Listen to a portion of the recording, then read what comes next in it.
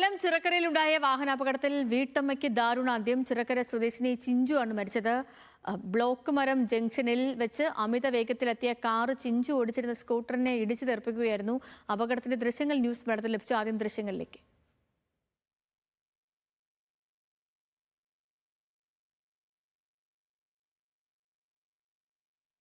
ഷമീർ വിവരങ്ങൾ മറ്റുള്ള ഷമീറെ, അമിത വേഗത്തിൽ വന്ന കാറ് ആ സ്കൂട്ടറിനെ ഇടിച്ച് തെറിപ്പിക്കുന്നത് ദൃശ്യങ്ങളിൽ കാണാം.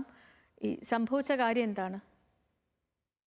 സേതുലക്ഷ്മി, പരവൂർ ഭാഗത്തു നിന്നും പാരിപ്പള്ളി ഭാഗത്തേക്ക് ഓടിച്ചു പോയിരുന്ന അമിത വേഗത്തിൽ ഓടിച്ചിരുന്ന കാറാണ് ഈ ബ്ലോക്ക് ജംഗ്ഷനിലേക്ക് വന്ന സ്കൂട്ടറിലേക്ക് ഇടിച്ചു കയറിയത്. ഈ സ്കൂട്ടറിന്റെ പുറകിലാണ് ഈ മരിച്ച ചിഞ്ചു സഞ്ചരിച്ചിരുന്നത്. സഹോദരൻ റജിമോന്റെ കൈക്ക് ഗുരുതരമായി പരിക്കേറ്റു.